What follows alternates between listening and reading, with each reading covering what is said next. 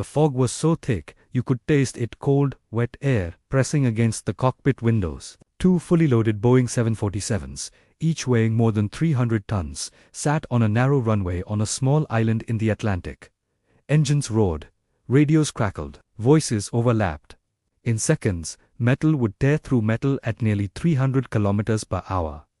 There was no storm, no sabotage, just human decisions colliding with technology. What happened on that runway in 1977 would become the deadliest accident in aviation history, and it all began with a single misunderstanding. Stay with me as we uncover how this tragedy unfolded. It was March 27, 1977.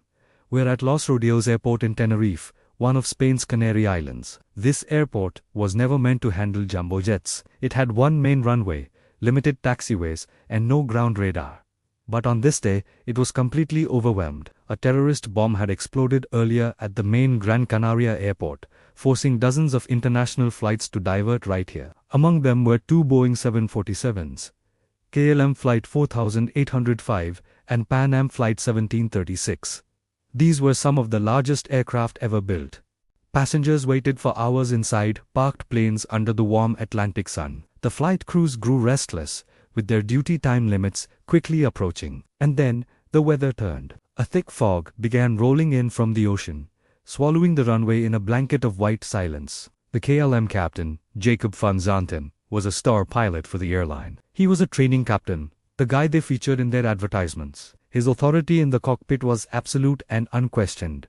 Meanwhile, in the control tower, air traffic controllers were understaffed and overworked. They were communicating in English, but with heavy accents, over a single, congested radio frequency that all aircraft had to share. As visibility dropped to almost zero, planes were forced to taxi directly on the runway itself, a procedure that is almost never done today. You had two giant jets on one narrow strip of asphalt, with the entire system stretched far beyond its breaking point. In that moment, no one knew they were just minutes away from the worst aviation disaster the world had ever seen. A Boeing 747 needs a huge amount of space to take off, often more than 3,000 meters. At Los Rodeos, there was absolutely no room for error, because the taxiways were blocked by other diverted planes. Air traffic control instructed the jets to backtrack on the active runway. This meant they had to use the same strip of concrete to line up, turn around, and depart. The fog had become so dense that pilots could only see about 300 meters ahead. From inside their cockpits,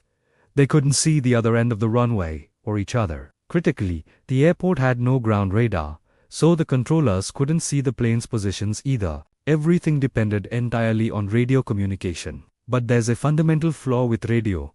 Only one person can speak at a time. If two people transmit at the same time, their messages overlap, and all you hear is static. As the KLM aircraft lined up for takeoff, the Pan Am jet was still taxiing down the same runway, trying to find its designated exit in the dense fog. The words exchanged over the radio in the next few seconds were technically correct, but dangerously ambiguous. When the KLM captain radioed, "We are now at takeoff," air traffic control responded with instructions, not with a clearance for takeoff. But a critical part of that response was blocked by another transmission.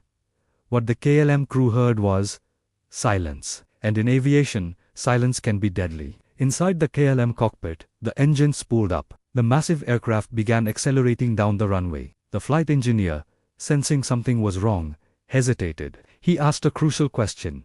Is the Pan Am clear of the runway? That was the moment that could have changed everything. But the captain, confident they had clearance, dismissed the concern. He believed they were cleared to go. Meanwhile, in the Pan Am cockpit, confusion was rapidly turning into sheer terror. Through the fog, the crew suddenly saw landing lights blazing straight toward them at incredible speed. The Pan Am pilot shoved the throttles forward, desperately trying to swerve his jumbo jet off the runway. There just wasn't enough time or space. At over 250 kilometers per hour, the KLM 747 attempted to lift off early, pulling back on the controls far too soon. Its tail struck the runway, scraping along the asphalt. The nose cleared the Pan Am jet, but the engines and landing gear did not. The KLM jet tore through the top of the Pan Am aircraft. Fuel ignited instantly. A fireball erupted, hotter than 1,000 degrees Celsius.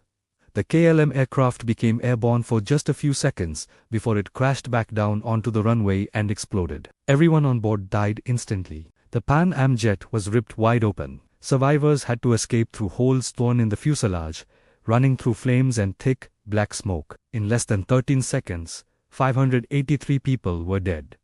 There was no mechanical failure, no bad weather storm.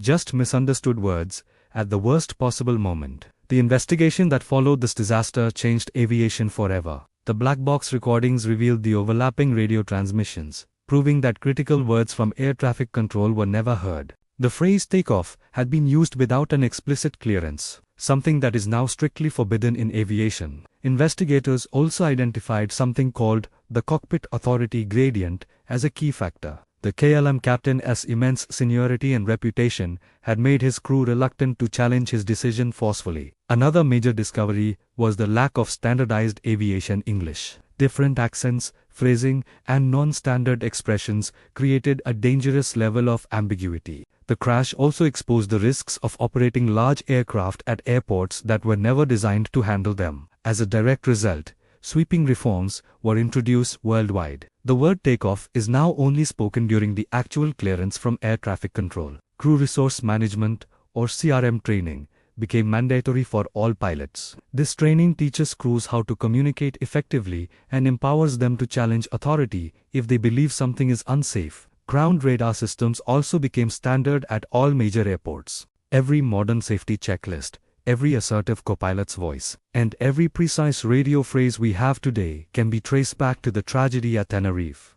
It didn't just show us what went wrong. It permanently rewrote the rules of how humans and machines communicate in the sky. Moments like this remind us that history doesn't always turn on massive explosions or powerful storms. Sometimes, it turns on a simple pause, a misunderstood voice, or a deadly assumption. But if you think the story ends there, you're missing the most important part. The human side of this tragedy is still unfolding. Families waited at airport arrival gates that night, watching doors that would never open for their loved ones. Of the Pan Am passengers, 61 survived. Many were severely burned, injured, or left with deep psychological trauma that would last a lifetime. Some describe walking through an eerie silence, broken only by the sounds of fire and screams. The Netherlands mourned its worst civilian disaster. The KLM captain, once a symbol of aviation excellence, became a difficult lesson in human fallibility. The air traffic controllers carried the burden to ordinary professionals who were placed in an impossible situation, forced to make life or death decisions with incomplete information.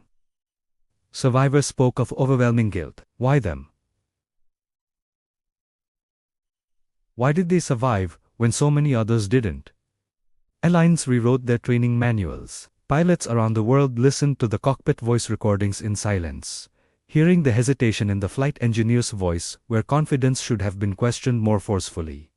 This wasn't just a plane crash. It was a mirror. It showed us how human psychology, hierarchy, stress, and technology can combine in the most catastrophic way. Behind every statistic were children, couples on vacation, and dedicated crews or people who trusted a system that failed them just once, but with disastrous consequences. And that failure still echoes every time a pilot pauses before pushing the throttles forward for takeoff. Today, air travel is the safest form of long-distance transportation in the world, and the Tenerife disaster is a major reason why. Every assertive co-pilot, every crystal-clear clearance from the tower, and every accident that has been avoided since. They exist because 583 people lost their lives on a foggy runway in 1977.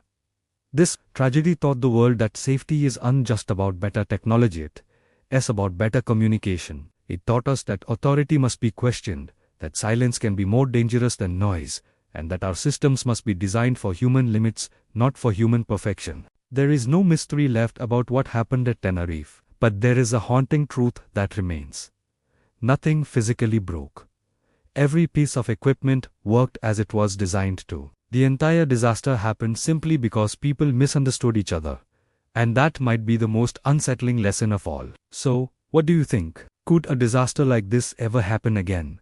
Or have we truly learned our lesson? What moment in this story stood out to you the most?